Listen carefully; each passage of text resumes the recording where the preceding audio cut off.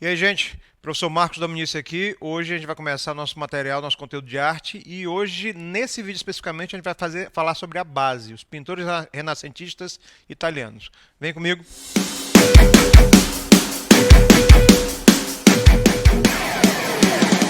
Seguinte, para a gente começar a falar de Renascimento, a gente precisa entender a seguinte situação, né? O que foi o Renascimento, de onde veio, como começou. Então, o Renascimento ele vem logo após, na Idade Média, só para a gente contextualizar tudo. Idade Média, mais ou menos 1000 anos de Idade das Trevas. Vocês estudaram essa história, mas é bom lembrar que a Igreja Cristã medieval ela mandava e desmandava na arte e nós temos mais ou menos 1000 anos de arte medieval, né? Para quem não lembra, arte gótica, arte românica, arte bizantina e o Renascimento vem a se contrapor em relação a esse período, né? O interessante é que quando a gente fala de arte gótica, alguns de vocês lembram de gárgulas e outras figuras mágicas e medievais.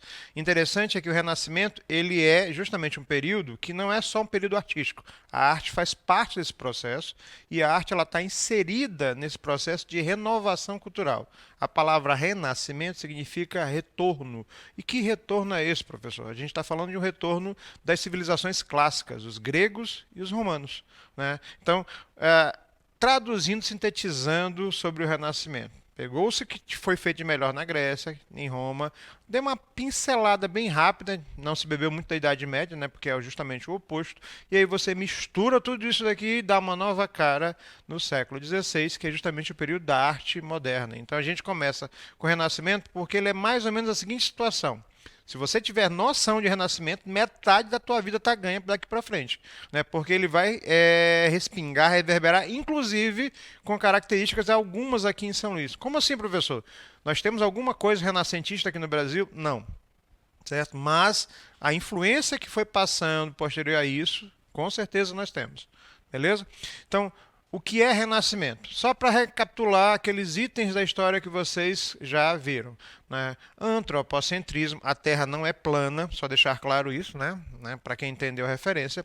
Antropocentrismo, as novas tecnologias, é justamente na mesma época que os portugueses começam a fazer e os espanhóis começam a fazer o processo de colonização, então ninguém veio navegando para achar. Isso tudo tem a ver com ciência, e é justamente aí que entra a questão do contraponto da Idade Média. Idade Média, o conhecimento era empírico, era de ouvido para ouvido, né? E quem mandava no conhecimento era a igreja, e a igreja determinava o que podia e o que não podia. E o que o Renascimento é? Justamente um retorno às necessidades do homem, né? Para o homem, com o homem, o homem, o homem, centro dele, e por aí vai. E o que a arte tem a ver com isso? Né? Vamos fazer a comparação da seguinte maneira. Né? Vamos levar em consideração que a arte ela é uma estratégia de marketing, né, que vai servir de base para que toda a estrutura do Renascimento, né, funcione. Mas quem mais usou isso? Principalmente onde o Renascimento aconteceu, que é a nossa primeira parte, Renascimento na Itália. A igreja, que agora não é só cristã e ela está rachada em duas metades, a igreja católica e a igreja protestante. Lembra de Lutero? Eu não vou entrar nesse assunto. Mas a igreja utilizou essa arte, esses artistas, essas obras para promover a nova estrutura, Companhia de Jesus, jesuítas, e isso vai respingar, que a gente vai falar sobre isso em outras aulas aqui. Ok? Para que a gente consiga entender, é necessário que a gente memorize e perceba 4 coisas importantes. Técnicas. Renascimento tem diretamente a ver com técnicas. Como assim, professor?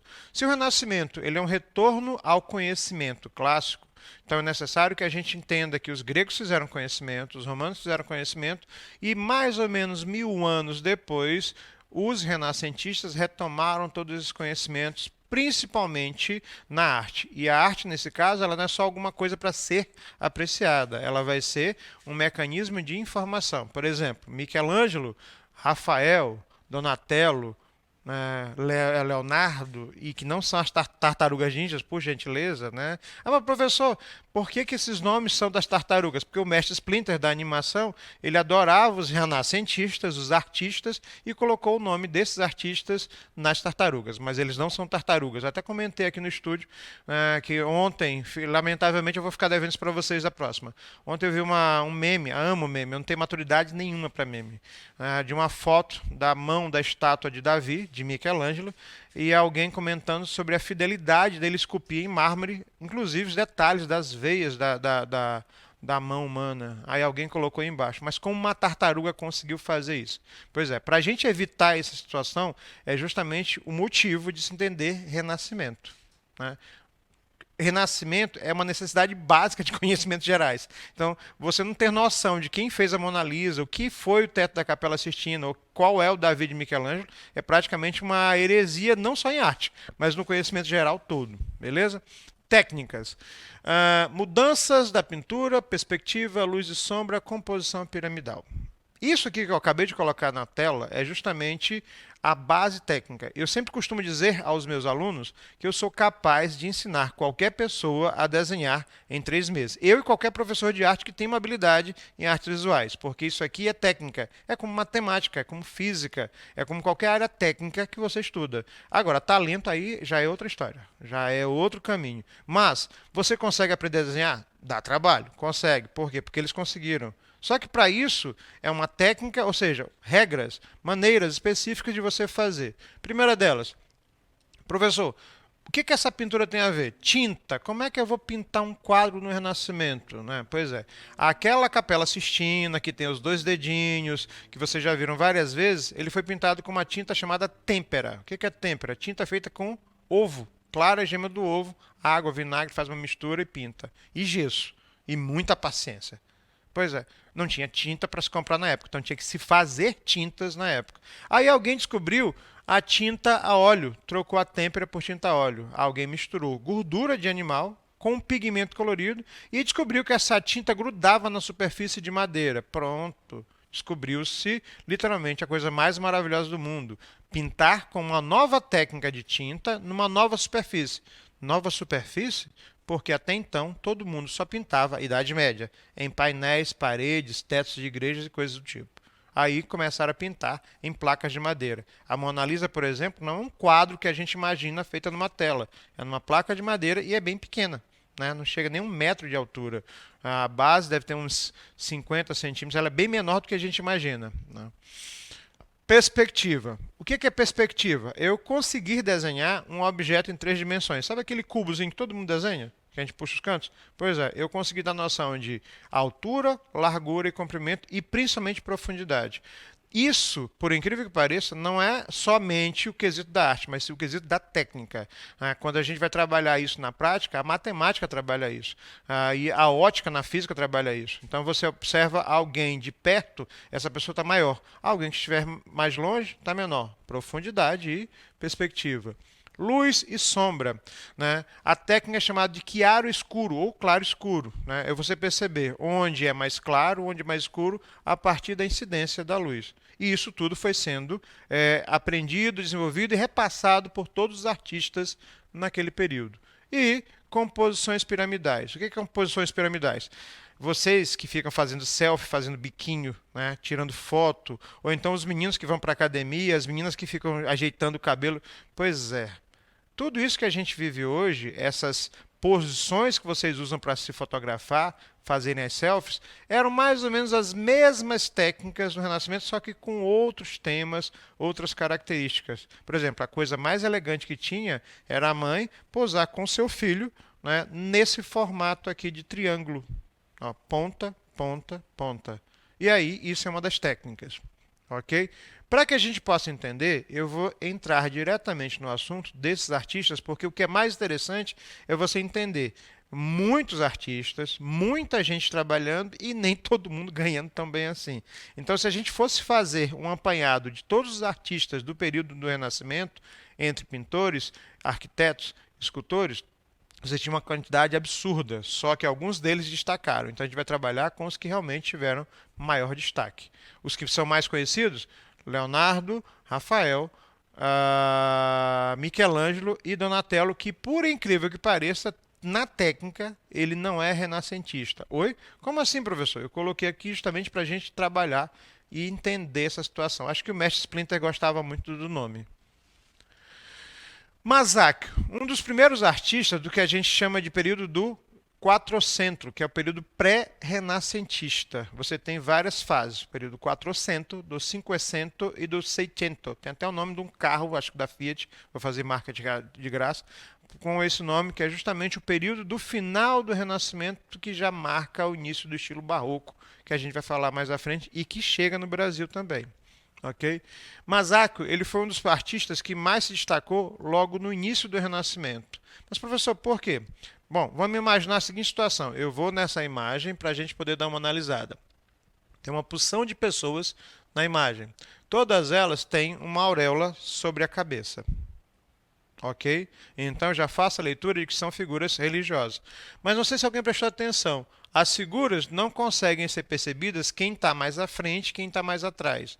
Assim era pintado na Idade Média. Então ele pega um pouco desse final das características da pintura medieval. Mas ele começa a colocar o efeito de luz e sombra. Você pode observar que as túnicas começam a deixar claro as dobras de roupas. Entretanto, o fundo parece que foi pintado, parece um painel de uma peça de teatro, parece que a árvore é praticamente da altura de todos eles e que você não tem noção de que realmente tenham montanhas. Então, essa noção de profundidade ele começa a trabalhar, que é o que ele chama de realismo, ou princípio do realismo. Tem algumas coisas interessantes sobre o período renascentista que eu geralmente costumo comentar em sala. A gente está falando do período entre 1601 e 1690, e o povo fedia, o povo não tomava banho. E esse aqui em particular era chamado de relaxado, por quê? Porque ele não tinha menor cuidado com a aparência, ao ponto de incomodar. E olha que não era fácil de incomodar naquela época, né? Porque o cheiro era muito forte, quer dizer, o mau cheiro era muito forte, em função da arte. A arte para ele era a coisa mais importante. Ele foi o primeiro da primeira fase, então ele, digamos assim, é o pontapé inicial do trabalho.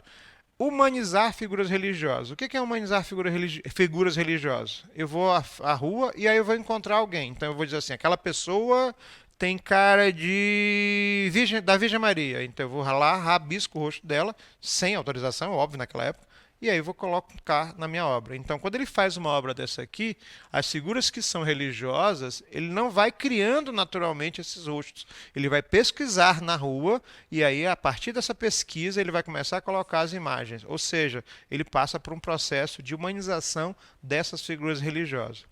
Interessante perceber a seguinte situação. Se você pegar aquela Bíblia, né, bem espessa, todas as imagens que você encontrar nessa Bíblia, você vai encontrar dos séculos 13, 14, 15, 16, finalzinho do Barroco. Ou seja, nosso processo imagético, as imagens religiosas que nós temos, são produzidas também, nesse caso, bem maior, durante o período renascentista. Nosso próximo artista, ainda Masaccio. Isso aqui, eu esqueci de colocar o nome aqui, mas explicar para vocês, é o que eles chamavam de tríptico. 3 partes, né?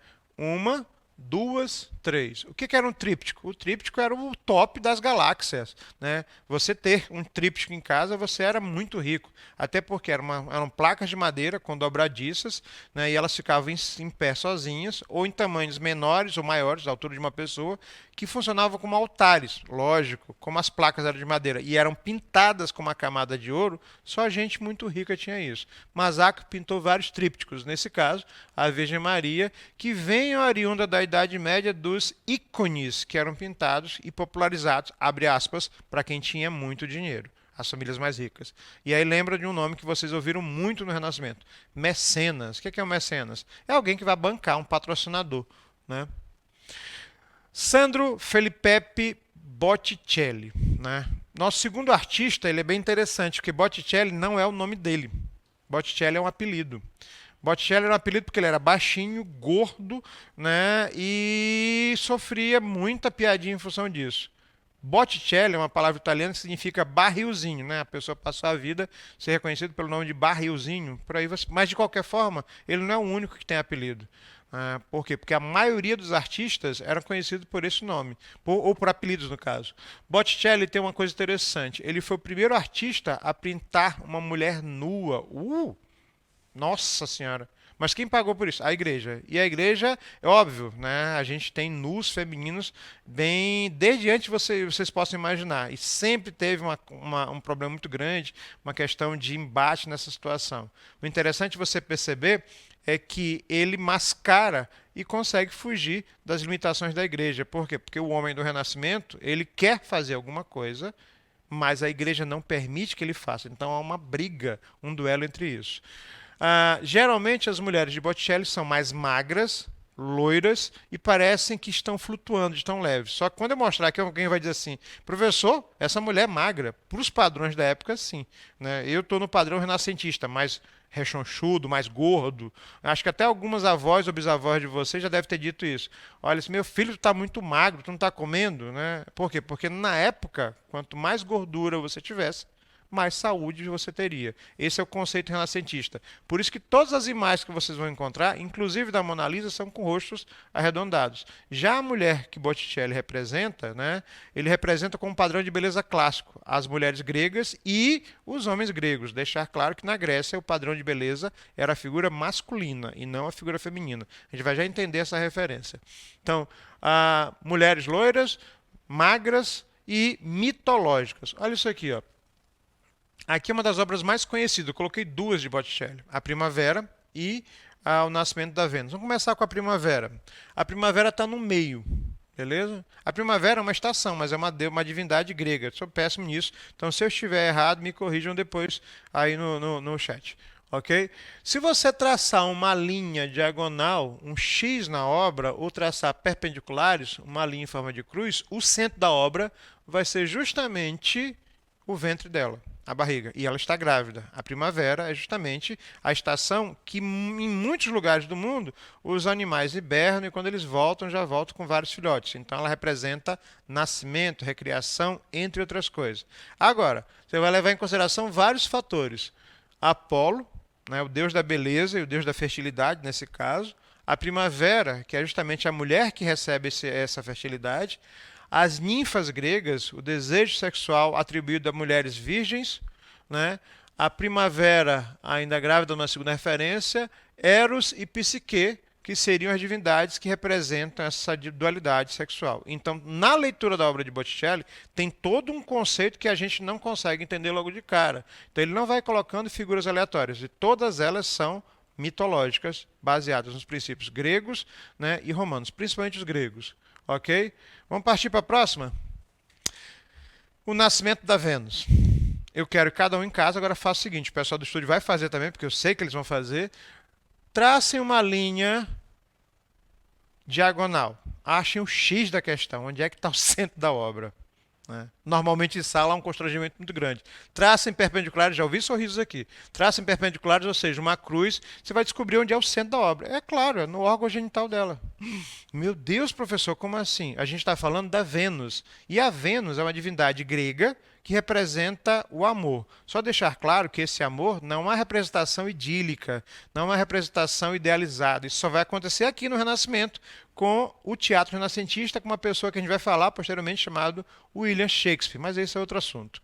Então, nesse caso, o amor é a representação do sexo e da reprodução, ou desejo carnal dessa figura masculina. Então, a primavera, nua, ou perdão, a Vênus nua, numa concha, a ideia, né, do nascimento, do surgimento, lembra da primavera?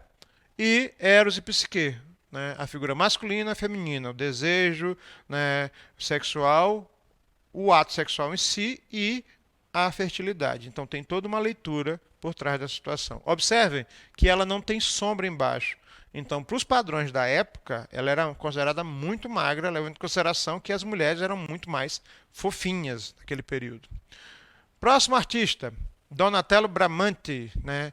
Donatello não é tartaruga ninja. Não sei exatamente, eu acho que talvez seja a figura mais pertinente dos nomes que eu escuto, né? Porque os outros passam batido. Mas esse aqui, e o interessante é que ele não é considerado renascentista de direito de fato.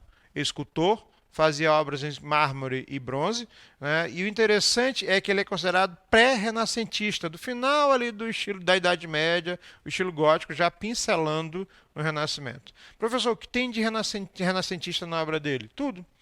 Contraposto, atenção a isso. que é o contraposto? Né? Eu estou sentado aqui porque eu machuquei o pé, então não dá para ficar em pé. Mas vamos imaginar a seguinte situação. Sabe aquele pessoal que se encosta na parede, dobra o corpo todinho e fica apoiado numa perna só? Né? Se meu intérprete conseguir, vai ser ótimo. Né? E aí, isso é o contraposto. Jogou o peso do corpo de um lado do pé, ou da perna, jogou o peso. Pronto. Para que isso, professor?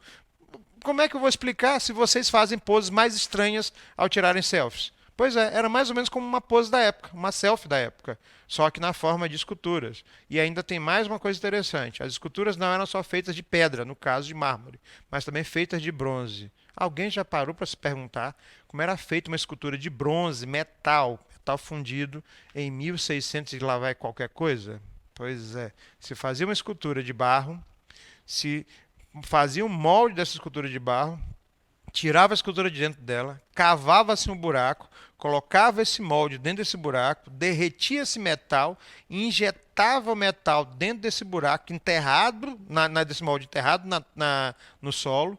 Depois que o metal solidificava, resfriava, se escavava tudinho, era um trabalho gigantesco para fazer isso. Pronto, acabaram de entender a obra de Donatello. Uma em bronze, ou perdão, em mármore, e a outra em bronze.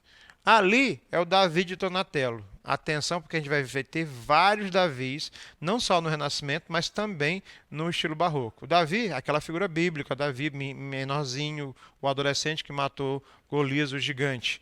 Né? Mas, professor, ele não está meio estranho para os nossos padrões? Talvez sim, mas para a época ele está com uma perna levantada e o corpo está todo apoiado. Então, isso aqui era a coisa mais bonitinha e elegante que tinha para se fazer escultura na época, para não ficar reto.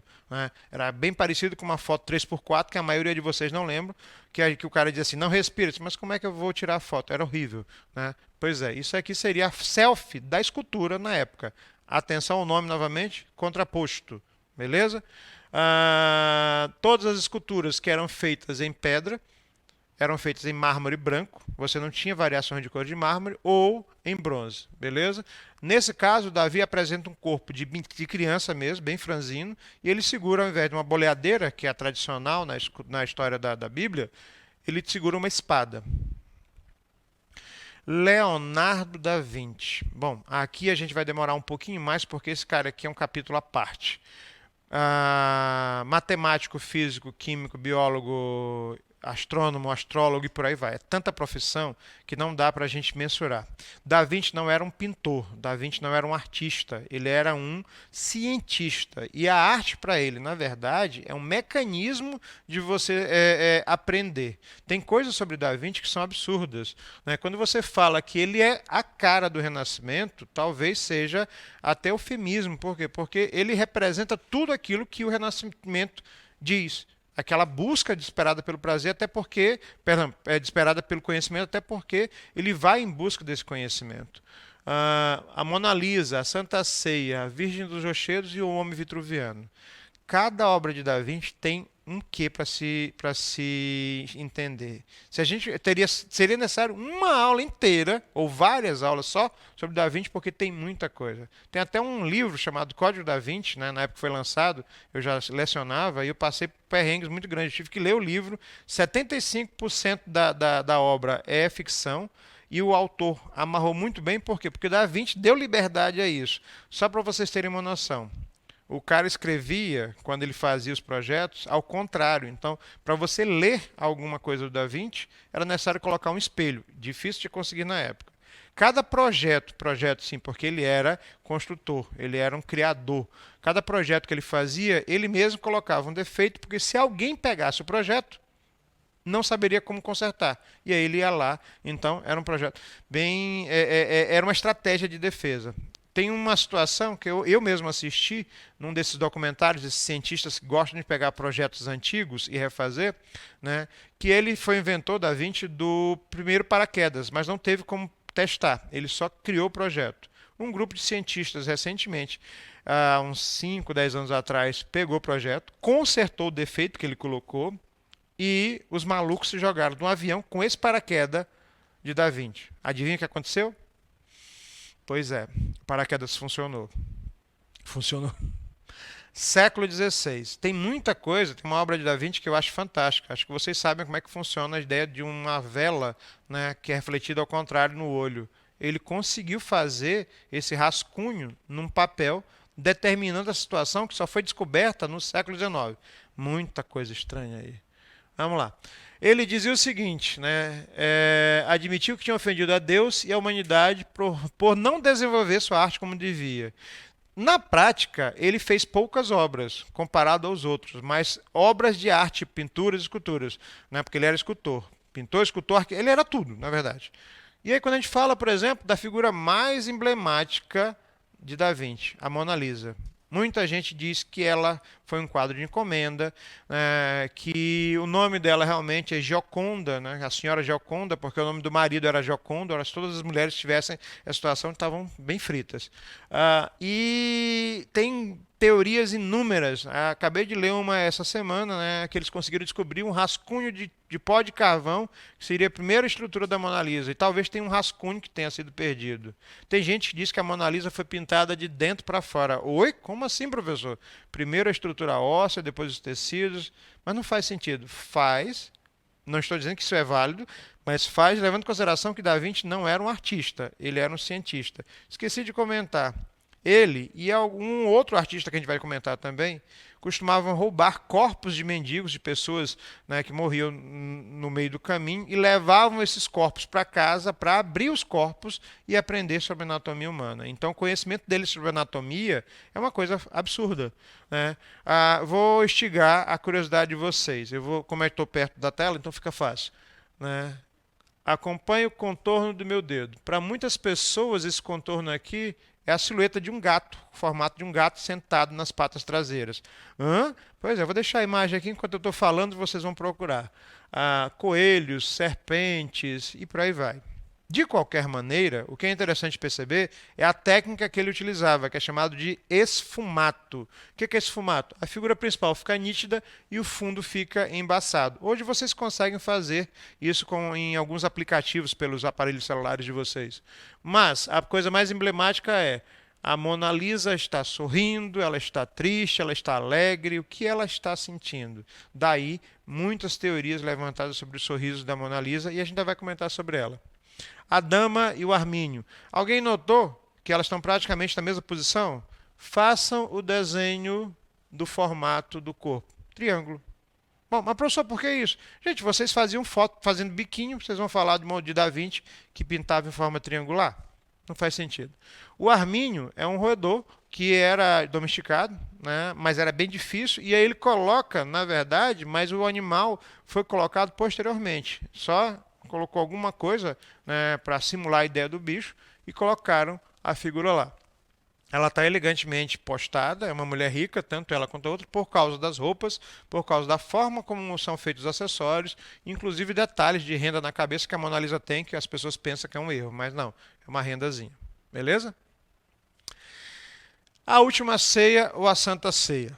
Aqui não é um quadro como os anteriores. Aqui é um painel, é um mural feito em um convento, para um refeitório. Aí cobriram com reboco.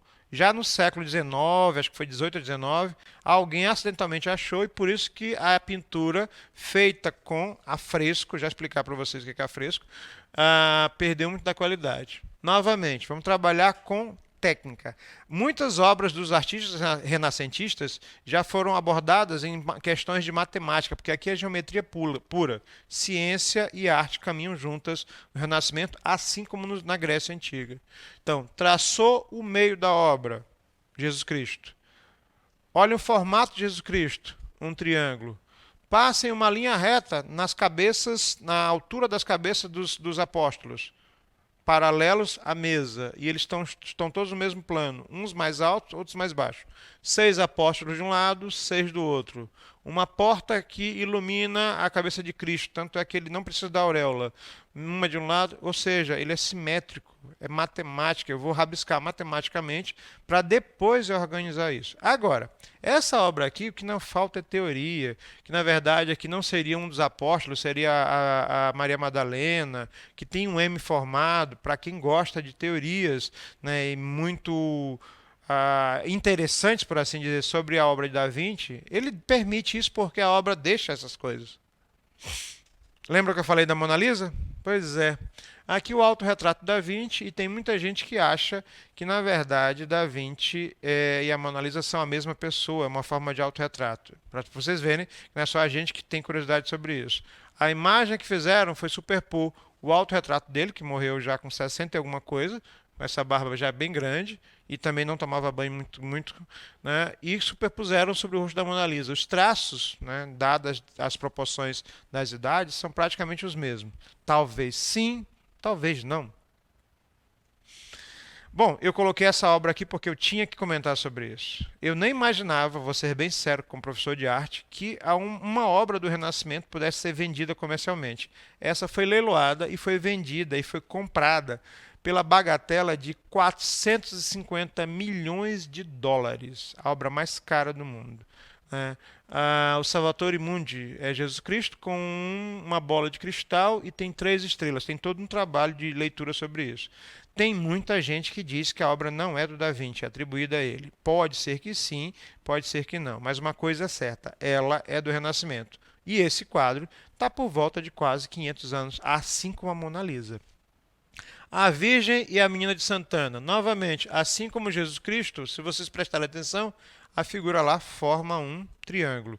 Então, eu vou dar uma acelerada, porque senão a gente vai passar o resto da noite falando sobre, ou do dia, né, da tarde falando sobre Da Vinci. Eu tive que mostrar essas duas figuras, por quê? Porque aquilo ali foi uma competição e ele conseguiu resolver a situação, que era colocar um homem com as proporções inscritas dentro de um triângulo, né, de um quadrado, perdão, e uma circunferência. O interessante é que o corpo humano tem medidas específicas, até porque as mães de vocês já devem ter pego calça e mediu no pescoço. Né? O antebraço é o tamanho do pé. E eu sei que nesse momento muita gente vai estar levantando o pé e colocando para saber se é a mesma medida. E tem uma série de proporções no corpo humano que os gregos desenvolveram e que os renascentistas reutilizaram. Agora, essa aqui em particular é uma coisa que me chama a atenção. Gente, é o desenho de um bebê dentro do útero. Isso em 1600 e alguma coisa. Como é que alguém consegue desenhar isso, inclusive com cordão umbilical, fazendo todos os detalhes? Simples. Teorias. Uma, ele abriu uma mulher grávida, mas se ele abriu, ele podia ter matado. Ou ele criou a primeira anestesia, são muitas teorias. Uma coisa que a gente sabe é que o conhecimento foi todo guardado. Por isso que eu disse, ele não é artista, ele é cientista e pesquisador. Projeto primeiro aeroplano, e não é o único. Ele criou o princípio do helicóptero, princípio do tanque de guerra, aquecimento de água em sistemas de cano, e tem uma lista aí bem grande. Michelangelo Buonarroti, né? A nossa terceira tartaruga. O nosso terceiro artista mais importante do Renascimento. Insuportável, de temperamento difícil, não se dava bem com o Da Vinci, não se dava bem com o Rafael, né? Diferente dos filmes que vocês costumam assistir, e era um gênio. Ele pegava um bloco de mármore e ele dizia que a escultura sempre estivera lá. Deus só disse vai e tira. E era o único daquele período que não quebrava nem uma parte da escultura. O cara era bom? O cara era bom. O cara era insuportável? Isso já é outra história. Né? Lembra do contraposto que eu falei a vocês? Pois é, o contraposto foi a técnica mais utilizada por Michelangelo para fazer as esculturas, geralmente em mármore. Mas ele passou por um capítulo à parte na história da vida dele. Ele odiava a pintura. Ele dizia que a escultura era a coisa mais importante porque libertar a figura do mármore que estava aprisionado lá nessa pedra. Aí, um papa chamado Júlio II, né, queria o melhor artista da cidade para pintar o teto da Capela Sistina. Eu vou já mostrar uma imagem aqui para vocês. E ele não gostava de pintar. Já tinha prática de desenho, mas pintura nenhuma. E aí o papa chegou a ele e disse, ou você pinta o teto da minha capela, ou então você não trabalha mais para ninguém. Foram 4 anos. A primeira imagem que ele fez no teto foi a Santa Ceia. Aí ele não gostou, quebrou tudinho. Quando o papa chegou, estava tudo no chão, o gesso todo quebrado. Aí foram mais 3 anos, pintava, colocava gesso, lembra da têmpera com ovo? Um pouquinho de tinta, descia, quase ficou cego, morava nos andaimes, né, deitou lá, descia, olhava a cara das pessoas, jogava gesso na cabeça das velhas da época, tocava horror, mas pintou. Né? Vamos olhar? Já viram essa imagem? A criação de Adão, o homem? Eu gostaria de levantar para mostrar, mas eu quero que vocês imaginem isso daí. Vocês estão vendo Deus ali? Ó? Deus está marrudinho, tá bombado. Lembrando um amigo meu de matemática aqui. É, Deus é a referência de Zeus. E a marca roxa, avermelhada, sei lá que cor que vocês estão vendo aí, é na verdade o córtex cerebral na transversal. Peraí. Como é que ele fez isso? Né? Segundo a história, e a gente consegue perceber isso no teto da Capela Sistina, Michelangelo ele costumava colocar mensagens subliminares, e estão lotadas dela aí, de parte do corpo humano. E a primeira delas, no caso da criação de Adão, é justamente o cérebro. Mas não é a única. Né? Foi uma confusão porque ele colocou os dois nus. Aí depois o Papa obrigou ele a colocar a roupa em Deus. Aí ele disse que o homem nasce nu, mas Deus ele não sabia como é que era, então ficava a visão grega, bem fortinho. Olha o Davi de Michelangelo, 4,10 m de altura, proporções gigantescas. O interessante é que a mão e a cabeça são maiores do que o normal. Por quê? Porque essa estátua foi projetada para ser vista de baixo. Então, quando você olha de baixo para cima, a ideia é que a mão maior fique menor e conserte a deformação. Olha a loucura do cara, a deformação visual que isso causa. Né? La Pietà, ou a piedade. Cristo sendo sustentado no colo da Virgem Maria depois que é retirado da cruz. Eu já experimentei isso aqui em sala com alguns alunos. É impossível, não tem condições de você suportar o peso de uma pessoa, por mais leve que seja, nessa posição, dando a sensação de leveza. E olha, isso tudo é pedra, que é pedra. Aquelas dobras de roupas ali, tudinho, né, como se fosse um lençol que o pessoal faz 360 na cama e fica só aquele bolinho, é pedra. Isso é que o tornava fantástico. E essa obra é talvez uma das primeiras a quebrar com os paradigmas do Renascimento, que é essa coisa técnica, sem emoção, a cara da Mona Lisa, né? E começar a criar um aspecto mais dramático, mais exagerado. Lembra da Capela Sistina que eu falei a vocês? Olha ela aqui, ó. Bom, o teto está aqui em cima. Isso aqui é a parede de fundo. Se você olhar à distância, depois pesquisem o juízo final, você vai ver olhos, nariz, é um crânio que representa a ideia da morte. E o juízo final tem o conceito católico da gente cristão. Né? O céu, a humanidade, o purgatório e o inferno. Está tudo colocado lá. E em cima tem toda a parte da criação, o Antigo Testamento. Deixa eu dar mais um zoom aqui. Ó. A ideia da alma desprendendo do corpo, mas na verdade é um estudo de anatomia. Eu fiz um zoom aqui para vocês prestarem atenção. Essa imagem aqui é do teto da Capela Sistina. Mas, professor, por que tem tanta rachadura? Justamente aquilo que eu falei para vocês. Lembram do afresco? Gesso úmido, pintava sobre o gesso, deixava secar o gesso. E aí ele ia absorvendo a tinta. Só que com o passar do tempo, o gesso rachava. Isso aqui tudo é de gesso. Se não tomar cuidado, a gente perde essa obra. Uma das situações interessantes, a criação de Eva da costela de Adão. Todo mundo conhece essa história bíblica. Agora, eu quero que vocês observem a túnica de Deus, que é o pulmão esquerdo, que é justamente do lado onde Eva está saindo na lateral de Adão. Então tem todo um trabalho. Tem uma situação nesse teto da Capela Sistina que ele pega e coloca enfeites numa parte de uma cortina que na verdade é o corte transversal do corpo cavernoso do pênis. Ou seja, ele pegou um morto, cortou o bilauzinho do cara lá e olhou como é que era e colocou de enfeite, para vocês terem uma noção da situação. E não é o único. O teto da Capela Sistina é visto de baixo para cima. Quem quiser olhar à distância, estiver usando celular, é a espinha dorsal, a estrutura da espinha dorsal com as costelas. Loucura? Muita. A Capela Sistina, uma vista melhor, ela é bem pequena, o teto está tudo aqui, ele levou 4 anos para fazer, mais a parede do juízo final e um zoom ali para a gente ter uma noção. Beleza? Tiziano Vecellio, ou Tiziano, na tradução brasileirada que a gente costuma utilizar aqui. Ele é um dos últimos artistas desse período, e o interessante sobre ele, para a gente entender, é que ele misturou tudo de uma vez. Tinta, técnica, composição piramidal, geometria e muita cor. As obras dele são muito marcantes. Você encontra várias delas em ilustrações religiosas. Por quê? Porque ele tem uma referência religiosa muito forte. Outra, texturas. Na arte, textura, eu olhar vidro e conseguir desenhar vidro. Eu olhar metal e conseguir desenhar metal. Espera aí, pintar metal no século XVI, se eu não tinha tinta, eu tinha que fazer tinta. Pois é, o cara conseguia. Então ele colocava uma camada de vermelho para intensificar, que é um negócio interessante, quem gosta de cinema, de produção de séries, quando você tem uma série que é muito violenta, eles colocam um filtro de luz vermelha para intensificar psicologicamente o efeito. Ele faz isso na tela, no século XVI. Né? E aí ele começa a pintar sobre óleo, com óleo sobre tela, que a tinta fica mais nítida. Olha só. Cristo sendo retirado da cruz e Cristo carregando a cruz. Tudo muito intenso. A obra chama atenção. A obra é dinâmica, é forte.